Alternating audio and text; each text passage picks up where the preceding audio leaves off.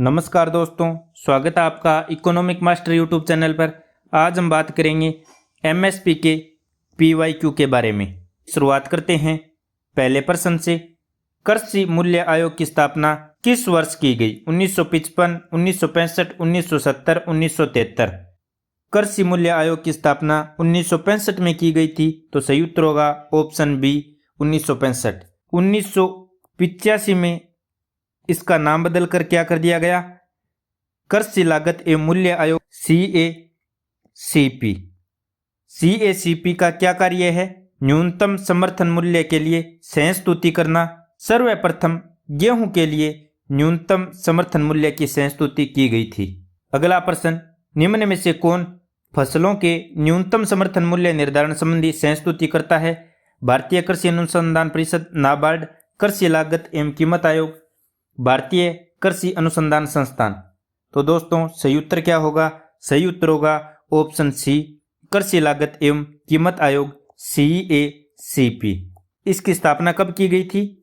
1965 में। किस नाम से?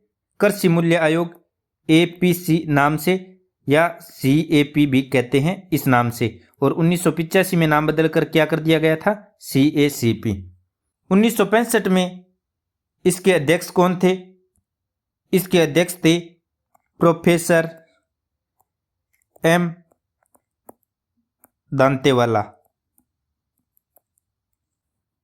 6 फरवरी 2024 की अपडेट के अनुसार भारत सरकार कृषि लागत एवं मूल्य आयोग की सिफारिश पर राज्य सरकारों और संबंधित केंद्रीय मंत्रालय या विभागों के विचारों के आधार पर 22 अधिसूचित कृषि फसलों के लिए MSP तय करती हैं। खरीफ, रबी और अन्य फसलें हैं। खरीफ की फसलों में धान का खेत, ज्वार, बाजरे, रागी, मक्का, अरहर या तुर, मूंग, उड़द, मूंगफली, सूरजमुखी बीज, सोयाबीन, पीला वाला, तिल, नाइजर सीड, कपास। ये 14 तो खरीफ की फसल हो गई। रबी की फसल गेहूं, जौ, ग्राम, मसूर दाल, रेपसीड और सरसों, कुसुम, यानी 6 रबी की फसल हो गई। अन्य फसलों में जूट और कोपरा यानी खोपरा। मूल्य संबंधी अपनी संस्तुतियां देते समय आयोग किन बातों का ध्यान में रखता है? आगत लागत में परिवर्तन, अंतर फसल मूल्य समता, मांग पूर्ति अंतराल, मूल्य स्थिति, वैश्विक उपलब्धता, कृषि तथा गैर कृषि क्षेत्र के बीच व्यापार। अगला प्रश्न, न्यूनतम समर्थन मूल्य का निर्धारक है भारतीय कृषि अनुसंधान परिषद, राज्य सरकार, कृषि लागत एवं मूल्य आयोग, इनमें से कोई नहीं। तो दोस्तों सही ऑप्शन होगा ऑप्शन सी, कृषि लागत एवं मूल्य आयोग। अगला प्रश्न, कृषि लागत और मूल्य आयोग यानी CACP के निम्नलिखित में से कौन से उद्देश्य हैं? कृषि मूल्यों का स्थिरीकरण, कृषकों के लिए सार्थक वास्तविक आय स्तरों पर सुनिश्चित, लोक वितरण पद्धति के माध्यम से उपभोक्ताओं को आवश्यक कृषि पण्य उचित दरों पर उपलब्ध करवाकर उनके हितों की रक्षा करना, कृषकों के लिए अधिकतम मूल्य का सुनिश्चित करना। सही उत्तर का चयन कीजिए। 1, 2, 3, 1, 2, 4, 1, 3, 4, 2, 3, 4। सही उत्तर होगा 1, 2 और 4। तो बी इसका सही उत्तर होगा। CACP का उद्देश्य है कृषि मूल्यों का स्थिरीकरण, कृषकों के लिए सार्थक वास्तविक आय स्तरों पर सुनिश्चय और कृषकों के लिए अधिकतम मूल्य का सुनिश्चय। PDS का संचालन केंद्र और राज्य या केंद्र शासित प्रदेश सरकारों की संयुक्त जिम्मेदारी के अंतर्गत किया जाता है। केंद्र सरकार ने भारतीय खाद्य निगम FCI के माध्यम से राज्य सरकारों को खाद्यान्न की खरीद, भंडारण, परिवहन, थोक आवंटन की जिम्मेदारी संभाली है। राज्य के भीतर आवंटन, पात्र परिवारों की पहचान, राशन कार्ड जारी करना, उचित मूल्य की दुकान यानी FPS के कामकाज की निगरानी आदि सहित परिचालन जिम्मेदारी राज्य सरकार के पास है। अगला प्रश्न, किसानों को प्रोत्साहन देने के लिए प्रत्येक वर्ष बुआई के मौसम से पहले सरकार द्वारा घोषित की जाने वाली कीमत को क्या कहते हैं? बफर कीमत, निर्गम कीमत, न्यूनतम समर्थन कीमत, उचित निर्वाह कीमत। दोस्तों हमें पता है इसे MSP कहते हैं, तो सही होगा ऑप्शन सी। अगला प्रश्न, गन्ने के उचित और पारिश्रमिक मूल्य FRP निम्नलिखित में से कौन सा संगठन अनुमोदन करता है? आर्थिक मामलों की कमेटी, कृषि लागत और मूल्य आयोग, विपणन और निरीक्षण निदेशालय, कृषि मंत्रालय, डी कृषि उपज मंडी समिति। दोस्तों सही उत्तर क्या होगा? दोस्तों सही उत्तर होगा ऑप्शन ए, आर्थिक मामलों की कैबिनेट कमेटी FRP यानी उचित और पारिश्रमिक मूल्य गन्ने के लिए निर्धारित करती है। इस कमेटी को CCEA के नाम से भी जाना जाता है। अगला प्रश्न, उचित और लाभकारी मूल्य निम्न में से किस फसल से संबंधित है? गन्ना, धान, तिलहन, गेहूं। यानी FRP के बारे में बात कर रहा है, तो सही उत्तर क्या होगा? ऑप्शन ए, गन्ना। अगला प्रश्न, मूल्य जिस पर सरकार खाद्यान्न का क्रय करती है? परिसीमन मूल्य, बाजार मूल्य, न्यूनतम समर्थन मूल्य, उपार्जन मूल्य। तो दोस्तों सही ऑप्शन होगा ऑप्शन सी, MSP पर सरकार खाद्यान्न का क्रय करती है। अगला प्रश्न, निम्नलिखित कथनों पर विचार कीजिए। कृषि लागत और कीमत आयोग 32 फसलों के लिए न्यूनतम समर्थन कीमतों की सिफारिश करता है। 2 नंबर, केंद्रीय उपभोक्ता मामलों, खाद्य एवं सार्वजनिक वितरण मंत्रालय ने राष्ट्रीय खाद्य सुरक्षा मिशन आरंभ किया। सही कथन कौन से हैं? केवल एक, केवल दो, एक और दो, दोनों, न तो एक न दो। तो दोस्तों सही उत्तर क्या होगा? सही उत्तर होगा न तो एक और न दो, दोनों, ऑप्शन डी। अगला प्रश्न, निम्नलिखित कथनों पर विचार कीजिए। सभी अनाजों, दालों एवं तिलहनों का MSP पर प्रापण यानी खरीद भारत के किसी भी राज्य या केंद्र शासित प्रदेश UT में असीमित होता है। अनाजों एवं दालों का MSP किसी भी राज्य या केंद्र शासित प्रदेश में उस स्तर पर निर्धारित किया जाता है जिस स्तर पर बाजार मूल्य कभी नहीं पहुंच पाते। कौन से कथन सही हैं? केवल एक, केवल दो, एक और दो, दोनों, न तो एक न दो। तो दोस्तों सही ऑप्शन क्या होगा? तो दोस्तों सभी अनाजों, दालों एवं तिलहनों का न्यूनतम समर्थन मूल्य पर खरीद भारत के किसी भी राज्य या केंद्र शासित प्रदेश में असीमित नहीं होती है। ऑप्शन 1 गलत है और ऑप्शन 2 भी गलत है। अनाज एवं दालों का MSP किसी भी राज्य या केंद्र शासित प्रदेश में उस स्तर पर निर्धारित किया जाता है जिस स्तर पर बाजार मूल्य कभी नहीं पहुंच पाता। ये कथन भी गलत है। तो सही ऑप्शन होगा ऑप्शन डी, न तो एक न दो। अगला प्रश्न, हाल ही के बीते दिनों में निम्नलिखित में कौन से कारक या कौन सी नीतियां भारत में चावल के मूल्य को प्रभावित कर रही थी? MSP, सरकार द्वारा व्यापार करना, सरकार द्वारा भंडारण करना, उपभोक्ता सहायिकाएं यानी सब्सिडीज। सही कूट कौन सा होगा? 1 2 4, 1 3 4, 2 3, 1 2 3 4। हाल ही में भारत की नीतियों में चावल के मूल्य को प्रभावित कर रही थी MSP यानी न्यूनतम समर्थन मूल्य, सरकार द्वारा व्यापार करना, सरकार द्वारा भंडारण करना और उपभोक्ता सब्सिडीज। तो 1 2 3 4 सही होगा। सही ऑप्शन होगा ऑप्शन डी।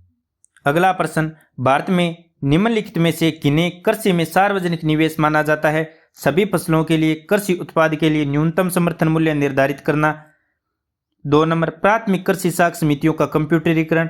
3 नंबर, सामाजिक पूंजी विकास। 4 नंबर, कृषकों को निःशुल्क बिजली की आपूर्ति। 5 नंबर, बैंकिंग प्रणाली द्वारा कृषि ऋण की माफी। 6 नंबर, सरकारों द्वारा शीतागार सुविधा को स्थापित करना। नीचे दिए गए कूट का प्रयोग कर सही उत्तर चयन कीजिए। 1 2 5, 1 3 4 5, 2 3 6, 1 2 3 4 5 6। तो दोस्तों सही उत्तर क्या होगा? सही उत्तर होगा ऑप्शन सी, 2 3 और 6 ओनली। अगला प्रश्न, भारत में व्यावसायिक फसलों के लिए मूल्य समर्थित अभियान के क्रियान्वयन के लिए केंद्रीय नोडल एजेंसी कौन सी है? FCI, नाबार्ड, नाफेड, ट्राइफेड। सही उत्तर क्या होगा? सही उत्तर होगा दोस्तों ऑप्शन सी, नाफेड। नाफेड की स्थापना कब की गई? 2 अक्टूबर 1958 को। नाफेड व्यावसायिक फसलों के लिए मूल्य समर्थित अभियान के क्रियान्वयन के लिए केंद्रीय नोडल एजेंसी है। ट्राइफेड जनजातीय लोगों का शोषण करने वाले निजी व्यापारियों से छुटकारा दिलाने और इनके द्वारा तैयार की गई वस्तुओं का अच्छा मूल्य दिलाने के उद्देश्य से सरकार ने अगस्त 1987 में भारतीय जनजाति सहकारी विपणन विकास परिसंघ यानी ट्राइफेड की स्थापना की। 12 जुलाई 1982 को नाबार्ड की स्थापना की गई। नाबार्ड की स्थापना किसकी संस्तुति पर की गई? शिवरामन कमेटी की संस्तुति पर की गई। नाबार्ड का मुख्यालय कहाँ पर है? मुंबई में। अगला प्रश्न, निम्नलिखित कथनों पर विचार कीजिए। चीनी के हर मौसम के लिए केंद्र सरकार गन्ने का सांविधिक न्यूनतम मूल्य निर्धारित करती है। 2 नंबर, आवश्यक वस्तु अधिनियम के अंतर्गत चीनी और गन्ना आवश्यक वस्तुएं हैं। उपयुक्त में कौन सा कथन सही है? केवल एक, केवल दो, एक और दो दोनों, न तो एक न ही दो। तो दोस्तों सही उत्तर क्या होगा? सही उत्तर होगा केवल दो, ऑप्शन बी। चीनी के हर मौसम के लिए अब केंद्र सरकार गन्ने के उचित एवं लाभ कर मूल्य यानी FRP का निर्धारित करती है, अतः कथन एक गलत है। चीनी और गन्ना आवश्यक वस्तु अधिनियम 1955 के अंतर्गत ये आवश्यक वस्तुएं हैं। इसके अलावा पशु चारा, कोयला, कपास, खाद्य वस्तुओं, तेल और खाद्य तेल बीजों को भी इस अधिनियम के तहत आवश्यक वस्तु के रूप में माना गया है। आवश्यक वस्तु संशोधन एक्ट 2020 के द्वारा अनाज, दलहन, तिलहन, खाद्य तेल, प्याज, आलू जैसी वस्तुओं को भी आवश्यक वस्तुओं की सूची से बाहर कर दिया गया है। वर्तमान में सरकार ने इस अधिनियम का निरसन कर दिया है, जिससे ये वस्तुएं पुनः आवश्यक वस्तुओं में शामिल हो गई हैं। अगला प्रश्न, समर्थित मूल्यों पर खाद्यान्नों की सार्वजनिक खरीद नीति सुनिश्चित करती है कृषि मूल्यों में स्थिरता, कृषकों को प्रेरणादायक मूल्य, सार्वजनिक वितरण के लिए खाद्यान्नों का भंडारण। कौन से कथन सही हैं? ए और बी, बी और सी, ए बी सी, केवल सी। तो दोस्तों सही उत्तर होगा ऑप्शन सी, ए बी और सी तीनों।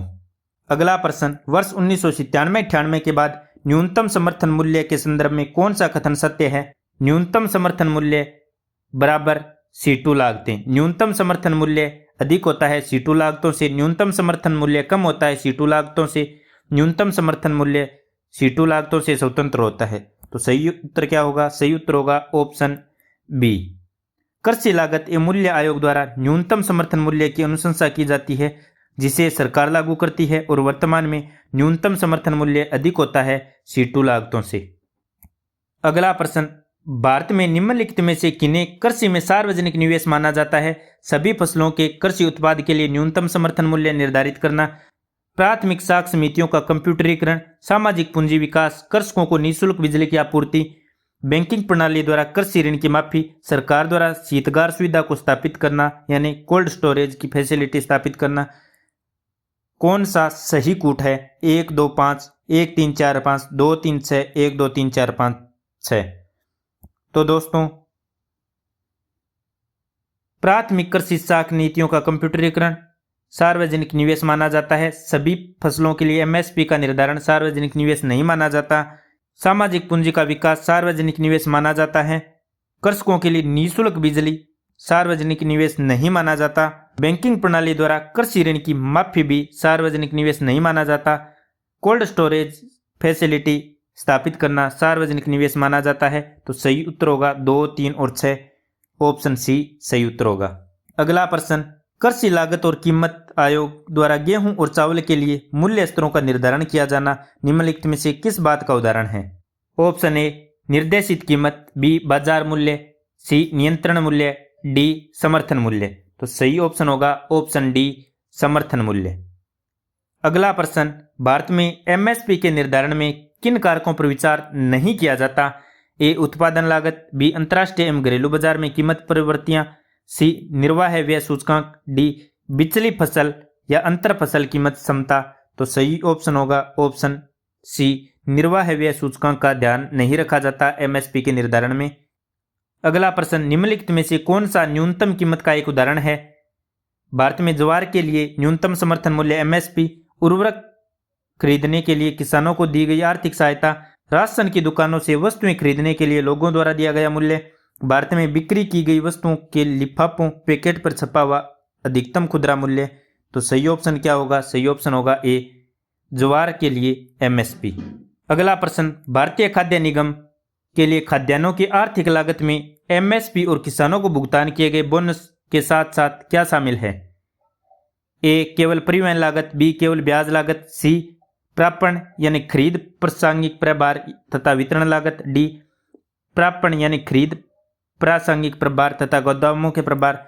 सही उत्तर क्या होगा? सही उत्तर होगा ऑप्शन सी। अगला प्रश्न, कृषि पैदावार के न्यूनतम समर्थन मूल्य के संबंध में निम्नलिखित कथनों पर विचार कीजिए। 1, यदि बाजार मूल्य अधिक है तो किसान अपनी पैदावार सरकार को बेचेंगे। यह किसानों की पैदावार के लिए न्यूनतम निश्चित मूल्य सुनिश्चित करता है। 3, यह खाद्य सुरक्षा मिशन में सहायक है। यह किसानों के लिए अत्यधिक लाभदायक है क्योंकि वे अपनी पैदावार पर अत्यधिक लाभ कमाते हैं। सही कथन कौन सा है? केवल 2, 3, केवल 1, 2, 4, केवल 2, 3, 4, केवल 1, 2 और 3। सही उत्तर क्या होगा? सही उत्तर होगा ऑप्शन ए, केवल 2 और 3। अगला प्रश्न, व्यावसायिक फसलों के लिए मूल्य समर्थन कार्यों को लागू करने के लिए केंद्रीय नोडल एजेंसी है एफसीआई, नाबार्ड, ट्राइफेड, नेफेड। तो सही ऑप्शन होगा ऑप्शन डी, नाफेड, जिसकी स्थापना 2 अक्टूबर 1958 को की गई। अगला प्रश्न, निम्नलिखित कथनों पर विचार कीजिए। सभी अनाजों, दालों एवं तिलहनों का न्यूनतम समर्थन मूल्य पर प्रापण भारत के किसी भी केंद्र शासित प्रदेश या यूटी में असीमित है। 2 नंबर, अनाजों एवं दालों का एमएसपी किसी भी राज्य या केंद्र शासित प्रदेशों में उस स्तर पर निर्धारित किया जाता है जिस स्तर पर बाजार मूल्य कभी नहीं पहुंचता। उपयुक्त में से कौन सा कथन या कौन से कथन सही है? केवल 1, केवल 2, 1 और 2 दोनों, न तो 1 न 2। तो दोस्तों सही उत्तर क्या होगा? न तो 1 न 2, ऑप्शन डी। दोनों कथन गलत हैं। दोस्तों, न्यूनतम समर्थन मूल्य यानी एमएसपी के इतने ही पीवाईक्यू थे। अगले वीडियो में हम करेंगे कृषिगत उत्पादन के पीवाईक्यू। तब तक के लिए जय हिंद, जय भारत।